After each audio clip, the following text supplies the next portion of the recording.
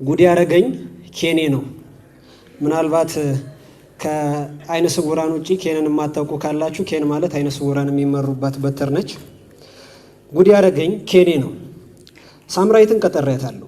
ከእሷ ጋር የተዋወቅ ነው ሀገር ሰላም ብዬ ከጓደኞቼ ጋር ስጫወት ከምውልበት የኢትዮጵያ አይነ ስውራን ብሔራዊ ማህበር ብቻዬን ወጥቼ በመንገድ ላይ ስራመድ ነበር።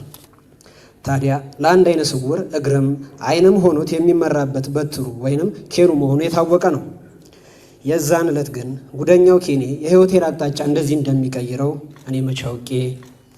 ወደ አንበሳ ግቢ የሚያሻግረውን አስፓልት ለማቋረጥ ከዜብራው ጠርዝ ላይ ቆሜ የሚመራኝ ሰው እስኪመጣ ስጠብቅ አንድ ጎርናና ድምፅ ያለው ወጣት ነፍሴ እኔ ላሻግርሽ አለና እጄን አፈፍ አድርጎ እያጣደፈ አሻግሮኝ ዞር ሲል ድንገት ዳንጎቴ ስልኬን የተሸከመችው የሱሪ ኪሴ እርቃኗን መቅረቷ ወዲያውኑ ተሰማኝ። በፍጥነት ጎረምሳው ሳይርቅብኝ ስልኬን ለመታደግ አንድ እርምጃ ወሰድኩ። ጎረምሳው እጄን ይዞ በነበረበት አቅጣጫ ኬኔን ወይንም በትሬን እንደ ሻሞላ ማስወንጨፍ። ግን ምንም ነገር የለም። እኔ እሰዳለሁ፣ ኬኑ ነጥሮ ይመለሳል። አሁንም እሰዳለሁ፣ እየነጠረ ይመለሳል።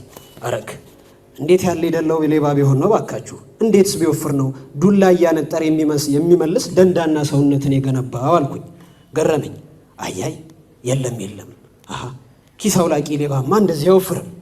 የታክሲ ላይ ግፊያው፣ የሰው ግልምጫው፣ ከፖሊስ ጋር ያለው ሩጫው ጡጫው በስንቱ ሰቀቀን ውስጥ አልፎ እንደው ተራ ቀማኛ ሌባ እንደዚህ ሊወፍር አይወፍርም። ምናልባት ይሄኛው በቅርቡ ከስልጣን የወረደ ከበርቴ ሙሰኛ ባለስልጣን ሳይሆን አይቀርም። ከለመደው የሚሊዮንና የቢሊዮን ብር ዘረፋ ቁልቁል ወደታች ወርዶ መቼም ያመል ነገር አይለቅም አይደል? እንደለመደው በስርቆት ኑሮውን ሊደጉም የኪስ ማውለቁን ስራ ሀብሎ አፓረንት የወጣው በእኔ ኪስ ላይ ሳይሆን አይቀርም አልኩኝ። ማለቴ የመጀመሪያው ደንበኛው ሳልሆን አልቀርም አልኩና በድጋሜ ኬኔን ሰነዘርኩ። ግን አሁንም ነጥሮ ይመለሳል። ለመጨረሻ ጊዜ ትንፋሽን ሰብስቤ የኢላማዬን አቅጣጫ በመቀየር ከፍ አድርጌ በትሬን አንድ ምት አሳረፍኩ። ያኔ ሀገር ምድሩ ሁሉ ተደበላለቀ። መንገደኛ ሁሉ ተንጫጫ። በመሃል አንዲት እናት እንዲህ ሲሉ ተሰማኝ። አቤት አቤት! አበስኩ ገበር! ምን ነው አንተ? እኛም እኮ በዘመናችን ተለክፈን እናውቃለን። ጭናችንን ለኮፍ አንድ ጊዜ ችንጓ ካደረጉን በአይነ ጥቅሻ ተግባብተን እንተላለፋለን። ያንተ ምን ይሉት ፈሊጥ ነው? ዳሌዋን ስትቀጠቅጡ ማሳረጊያውን ማጅራቷ ሊያርግ የምትዘረራት። እግዚኦ ማርነ ክርስቶስ አሉ። ይበልጥ ግራ ገባኝ። ስለምን ማጅራትና ዳሌን የሚያወሩት? ቆይ ማንም ሰው ስለተሰረቀችው ዳንጎቴ ስልኬ አይጨነቅም ማለት ነው እያልኩ ሳለ አንድ ወጠጤ ተጠጋኝና ነፍሴ ምንድን ነው ቸከስሽ ነች እንዴ እንደዚህ ምንረቻት? ምን ቺት አርጋብሽ ነው አለኝ።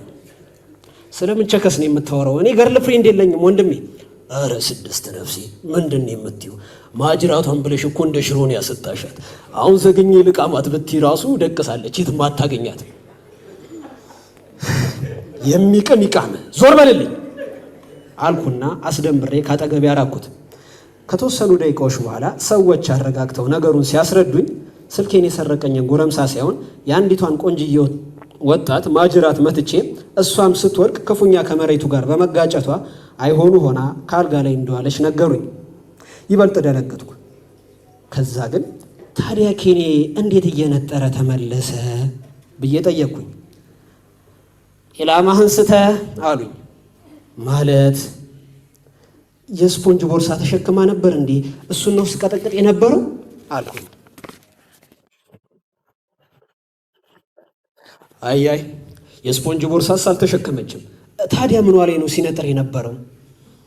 ዳሌዋ ላይ ነው። ጉድ ፈላ። ዳሌ ዱላ ያነጥር ጀመረ እንዴ? የዘንድሮ አው ደግሞ መቀመጫ ድሮና ዘንድሮ አለው እንዴ? ታዲያስ እንዴት? ጤፍ ውስጥ ጀሶ፣ ቂቤ ውስጥ ሙዝ፣ በርበሬ ውስጥ ሸክላ ይቀላቀላል ሲባል ሰምተህ አታውቅም? ኧረ አውቃለሁ።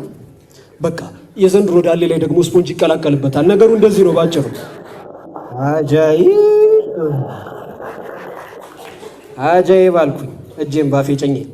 ዳንጎቴዋን ስልኬን አተርፋለሁ ብዬ ሌላ ዕዳ ውስጥ ገባሁ። ልጅቷ ማለትም በእጄ ላይ ሰበብ የሆነችው ወጣት ዘመድ አዝማድ የላትምና ኑሮዋም ለብቻዋ ነው። ታዲያ ጨርሳ እስክታገግም ድረስ እናቴን ከቤት አጥሚቱንም ቡላውንም ቂንጬውንም እያስቆጠርኳት እየሄድኩ መጠየቅም ማስታመምም ጀመርኩ። አንድ ቀን እሸኝ አለችኝ። አሸዋት ማለቴ እጅና እግሯን።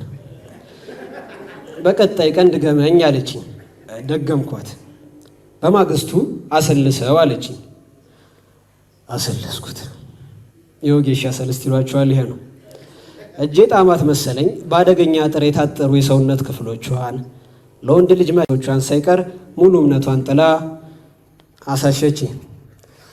አረ ጉዴ ፈላ አልኩ።